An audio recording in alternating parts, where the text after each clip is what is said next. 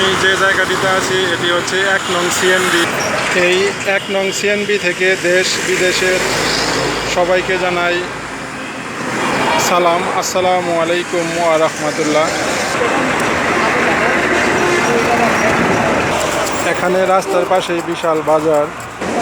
এখানে হচ্ছে আখের শরবত। এসো ভাই নামাজ পড়ি।